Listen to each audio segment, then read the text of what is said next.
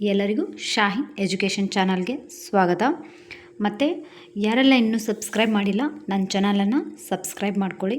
ಯಾಕಂದರೆ GPSTR ಮತ್ತು TETಯ ಬಗ್ಗೆ ಹಲವಾರು ವಿಡಿಯೋಸ್ಗಳು ನನ್ನ ಚಾನಲ್ನಲ್ಲಿ ಇದೆ, ಎಲ್ಲ ನೋಡ್ಕೊಳ್ಳಿ. ಮತ್ತು ವಿವರಣಾತ್ಮಕ ಉತ್ತರಗಳನ್ನು ಬರೆಯೋದು ಹೇಗೆ, ಹಳೆಯ ಪ್ರಶ್ನೆ ಪತ್ರಿಕೆಯನ್ನು ಬಿಡಿಸ್ತಾ ಇದ್ದೀನಿ. ಭಾಗ 1 ಭಾಗ 2 ಆಗಿ ಎಲ್ಲ ವಿಡಿಯೋಸನ್ನು ನೋಡಿ ನೀವು ಸ್ವಂತ ನೋಟ್ಸನ್ನು ಮಾಡೋದನ್ನು ಪ್ರಯತ್ನ ಪಡ್ರಿ. ಈ ದಿನ ನಾವು ಈ ವಿಡಿಯೋದಲ್ಲಿ 2/6/2019ರಲ್ಲಿ ನಡೆದ GPSTR ಪರೀಕ್ಷೆಯ ಪೇಪರ್ 2 ಅಂದರೆ ನಮ್ಮ ವಿಷಯ ಸಮಾಜ ವಿಜ್ಞಾನದ ಬಹು ಆಯ್ಕೆ ಪ್ರಶ್ನೋತ್ತರಗಳನ್ನು ನೋಡೋಣ. 50 ಪ್ರಶ್ನೆಗಳಿವೆ. ಇದರಲ್ಲಿ ಒಂದೊಂದಾಗಿ ಬಿಡಿಸ್ಕೊತಾ ಹೋಗೋಣ. ಇದನ್ನು ಯಾಕೆ ಬಿಡಿಸ್ಬೇಕಪ್ಪ ಅಂದರೆ ಈ ಪ್ರಶ್ನೆಗಳು ಮತ್ತೆ ಮುಂದೆ ಬರುವಂತಹ ಪರೀಕ್ಷೆ TET ಮತ್ತು GPSTRಗೆ ರಿಪೀಟ್ ಆಗಬಹುದು. ಅದಕ್ಕೆ ಹಳೆಯ ಪ್ರಶ್ನೆ ಪತ್ರಿಕೆಯನ್ನು ಬಿಡಿಸ್ಬೇಕು. 2017ರಿಂದ ಹಿಡಿದು 2022 ತನಕ ಎಲ್ಲ ಪ್ರಶ್ನೆ ಪತ್ರಿಕೆಗಳನ್ನು ತಗೊಂಡು ಬಿಡಿಸ್ಕೊತಾ ಹೋಗ್ರಿ. TET ಮತ್ತು GPSTR ಎಲ್ಲ ಪ್ರಶ್ನೆ ಪತ್ರಿಕೆಗಳನ್ನು ಕಲೆಕ್ಟ್ ಮಾಡಿ ಇಟ್ಕೊಳ್ರಿ. ನೋಡಿ ಬನ್ನಿ ಯಾವ ರೀತಿ ಕ್ವಶನನ್ನು ಬಿಡಿಸೋದನ್ನು ನೋಡೋಣ. ಪ್ರಶ್ನೆ 1, ಕೆಳಗಿನ ಹೇಳಿಕೆಗಳನ್ನು ಓದಿರಿ ಮತ್ತು ಸರಿಯಾದ ಆಯ್ಕೆಯನ್ನು ಆರಿಸಿ ಬರೆಯಿರಿ. ಇಲ್ಲಿ 4 ಹೇಳಿಕೆಗಳನ್ನು ನೀಡಿದ್ದಾರೆ. ಅದರಲ್ಲಿ ಯಾವ ಹೇಳಿಕೆಗಳು ಸರಿಯಾಗಿದೆ ಅನ್ನೋದನ್ನು ನೋಡಿ ಅದನ್ನು ಗುರುತು ಮಾಡೋದು. ಇದಕ್ಕೇನು ಇಂಪಾರ್ಟೆಂಟಪ್ಪ ಅಂದರೆ ಈ ಹೇಳಿಕೆಗಳ ಮೂಲಕ ಪ್ರಶ್ನೆಗಳು ಕೇಳಿದಾಗ ನಮಗೆ ಇತಿಹಾಸದ ಸಂಪೂರ್ಣವಾದ ಮಾಹಿತಿ ನಮಗಿರ್ಬೇಕು. ಅಂದ್ರೇ ಯಾವ್ದು ಸರಿ ಯಾವ್ದು ತಪ್ಪು ಅನ್ನೋದನ್ನು ನಾವು ಗುರುತು ಮಾಡಬಹುದು. ನೋಡ್ರಿ, ರಾಜಾರಾಮ್ ಮೋಹನ್ ರಾಯರವರು ಗುಜರಾತಿ ಭಾಷೆಯಲ್ಲಿ ಸಂವಾದ ಕೌಮುದಿ ಎಂಬ ಪತ್ರಿಕೆಯನ್ನು ಆರಂಭಿಸಿದರು. ನೋಡ್ರಿ, ರಾಜಾರಾಮ್ ಮೋಹನ್ ರಾಯ್ ಅವರು ಸಂವಾದ ಕೌಮುದಿ ಎಂಬ ಪತ್ರಿಕೆಯನ್ನು ಆರಂಭಿಸ್ತಾರೆ. ಆದರೆ ಗುಜರಾತಿ ಭಾಷೆಯಲ್ಲಿ ಅಲ್ಲ, ಬಂಗಾಳಿ ಭಾಷೆಯಲ್ಲಿ ಅನ್ನೋದು ನಮಗೆ ಗೊತ್ತಿರಬೇಕು. ಅಂದ್ರೇ ಆ ಹೇಳಿಕೆ ತಪ್ಪಾಗಿದೆ ಅಂಥೇಳಿ ನಮಗೆ ಪರಿಕಲ್ಪನೆ ನಮ್ಮ ತಲೆಯಾಗಿ ಬರ್ತದೆ. 1ನೇದು ತಪ್ಪಾಯಿತು. 2ನೇದು, ರವೀಂದ್ರನಾಥ್ ಠಾಕೂರರು ರಾಜಾರಾಮ್ ಮೋಹನ್ ರಾಯರನ್ನು ಆಧುನಿಕ ಭಾರತದ ಹರಿಕಾರ ಎಂದು ಕರೆದಿದ್ದಾರೆ. ಇದು ಸರಿಯಾಗಿದೆ. ಮೇಡಮ್ ಬ್ಲಾವಟ್ಸ್ಕಿ ಅವರು ಷಟ್ಕಾರ್ ಚ ಅಸೂದ್ ಎಂಬ ಗ್ರಂಥವನ್ನು ರಚಿಸಿದರು. ಇದು ಏನಪ್ಪ ಅಂದರೆ ತಪ್ಪದಿದು. 4ನೇ ಹೇಳಿಕೆ, ಆರ್ಯ ಸಮಾಜವು ಗೋವುಗಳ ರಕ್ಷಣೆಗೆ ಗೋರಕ್ಷಣಾ ಸಂಘವನ್ನು ಆರಂಭಿಸಿತು. ಇದು ಸರಿಯಾಗಿದೆ. ಆದ್ದರಿಂದ ಯಾವ್ಯಾವ ಹೇಳಿಕೆ ಸರಿಯಾಯಿತು? 2ನೇದ್ದು ಮತ್ತು 4ನೇದ್ದು ಉತ್ತರ ಬಂದುಬಿಟ್ಟು 2 ಮತ್ತು 4 ಸರಿ.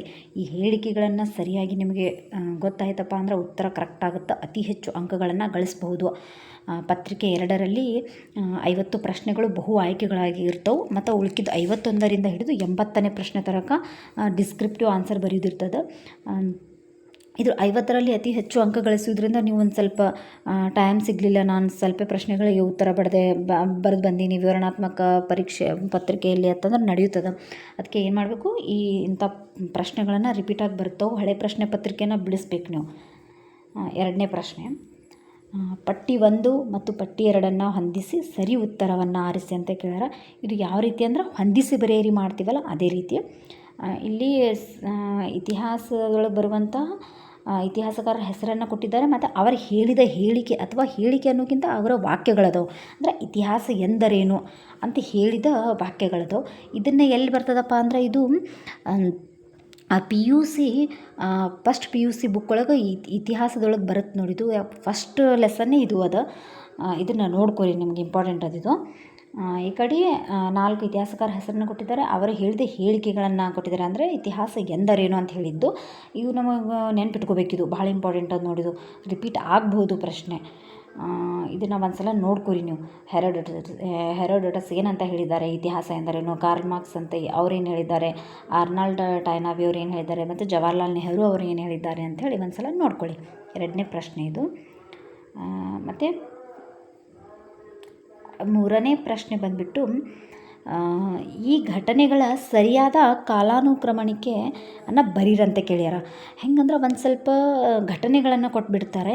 ಆ ಘಟನೆಗಳನ್ನು ನಮ್ಗೇನು ಗೊತ್ತಿರಬೇಕು, ಅದು ಯಾವ ವರ್ಷದಲ್ಲಿ ನಡೆದಿದೆ ಅಂಥೇಳಿ ನಮ್ಗೆ ಗೊತ್ತಿರಬೇಕು. ಏನು ಮಾಡಿರಿ, ನೀವು ಓದುವಾಗ ಒಂದು ನೋಟ್ಸ್ ನಿಮ್ಮ ಹತ್ರ ಒಂದು ಬುಕ್ ಪೆನ್ ಇಟ್ಕೊಂಡು ಇಂಪಾರ್ಟೆಂಟ್ ಯಾವ ಇಸ್ವಿಗಳು ಬರ್ತಾವೆ ಅದನ್ನೆಲ್ಲ ಒಂದು ಕಡೆ ಬರೆದಿಟ್ಕೋತ ಹೋಗ್ರಿ. ಅಂದರೆ ಈ ರೀತಿ ಪ್ರಶ್ನೆ ಕೇಳ್ತಾರೆ ನೋಡ್ರಿ. ಅದಕ್ಕೆ ಇಲ್ಲಿ 4 ಘಟನೆಗಳನ್ನು ನೀಡಿದ್ದಾನೆ. ಅದನ್ನು ನಾವು ಕಾಲಾನುಕ್ರಮವಾಗಿ ಬರಿಬೇಕು. ಫಸ್ಟ್ ಯಾವುದಾಯಿತು, ಸೆಕೆಂಡ್ ಯಾವ್ದು ಬರುತ್ತಾ, ಥರ್ಡ್ ಯಾವ್ದು ಬರುತ್ತಾ, ಫೋರ್ತ್ ಯಾವ್ದು ಬರುತ್ತಾ ಅಂತ ಹೇಳಿ ಕೇಳ್ಯಾರ.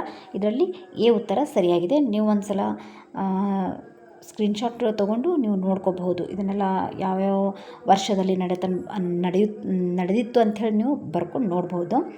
4ನೇ ಪ್ರಶ್ನೆ, ಈ ಕೆಳಗಿನ ಘಟನೆಗಳ ಸರಿಯಾದ ಕಾಲಾನುಕ್ರಮಣಿಕೆ. ಮತ್ತು ನೋಡ್ರಿ, ಮತ್ತೆ ಅದೇ ಬಂತ ನೋಡು ಕ್ವಶನ್. ಮತ್ತು ಘಟನೆಗಳನ್ನು ಕೊಟ್ಟಾರ, ಮತ್ತು ಕಾಲಾನುಕ್ರಮವಾಗಿ ಬರೀರಿ ಅಂತ ಹೇಳ್ಯಾರ. ಇದು ಗೊತ್ತಿರ್ಬೇಕು ನಿಮಗೆ, ಮೇನ್ ಇಂಪಾರ್ಟೆಂಟ್ ನೋಡಿ. ಇದನ್ನು ಯಾವ ಘಟನೆಗಳು ಯಾವ ವರ್ಷದಲ್ಲಿ ನಡೆಯುತ್ತೆ ಅನ್ನೋದು ಒಂದು ಕಡೆ ಒಂದು ಲಿಸ್ಟ್ ಮಾಡಿಬಿಡ್ರಿ. ಇಲ್ಲಪ್ಪ ಅಂದರೆ ನಾನು ನೆಕ್ಸ್ಟ್ ವಿಡಿಯೋದಲ್ಲಿ ಮತ್ತು ನಾನು ಟ್ರೈ ಮಾಡ್ತೀನಿ ಎಲ್ಲ ನಡೆದಂಥ ಘಟನೆಗಳು ಅದು ಕಾಲಾನುಕ್ರಮವಾಗಿ ಅದರ ಯಾವ ವರ್ಷ ನಡೆಯುತ್ತೆ ಅನ್ನೋದನ್ನು ಒಂದು ವಿಡಿಯೋ ಮೂಲಕ ಹೇಳ್ತೀನಿ. ಅದನ್ನು ನೋಟ್ಸ್ ಮಾಡಿ ಇಟ್ಕೋಬೇಕು ನೀವು. ಇಲ್ಲಿ ನೋಡಿರಿ, ಸೂರತ್ ವಡಕು ಬಂಗಾಳದ ವಿಭಜನೆ, ಮುಸ್ಲಿಂ ಲೀಗ್ ಸ್ಥಾಪನೆ, ಜಲಿಯನ್ ವಾಲಾಬಾಗ್ ಹತ್ಯಾಕಾಂಡ. ಇದು ಎಲ್ಲ ಯಾವ ಪಾಠದೊಳಗೆ ಬರ್ತದಪ್ಪ ಅಂದ್ರೆ ಸಮಾಜ ವಿಜ್ಞಾನ ಭಾಗ 2 7ನೇ ತರಗತಿ ಒಳಗೆ ಬರುತ್ತಿದ್ದು. ಸ್ವಾತಂತ್ರ್ಯ ಹೋರಾಟ ಅಂಥೇಳಿ ಪಾಠ ಅದರಲ್ಲಿ ಎಲ್ಲ ಬರುತ್ತೆ, ನೋಡ್ಕೊರಿ. ಉತ್ತರ ಬಂದುಬಿಟ್ಟು ಸಿ ಆಗುತ್ತಿದ್ದು. ಇಲ್ಲಿ ವಿಶ್ವಗಳನ್ನು ನಾನು ವರ್ಷಗಳನ್ನು ಬರ್ದಿದ್ದೀನಿ ಸೈಡ್. ಈ ರೀತಿ ನೀವು ಕ್ವಶನ್ ಪೇಪರ್ ತೊಗೊಂಡಾಗ ಈ ರೀತಿ ಬರ್ಕೋತ ಬಿಡಿಸ್ಕೊತ ಹೋಗ್ರಿ.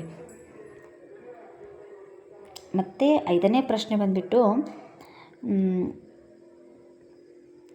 5ನೇ ಪ್ರಶ್ನೆ, ಸಂಕೇತಗಳ ಸಹಾಯದಿಂದ ಉತ್ತರವನ್ನು ಆರಿಸಿ ಬರೆಯಿರಿ.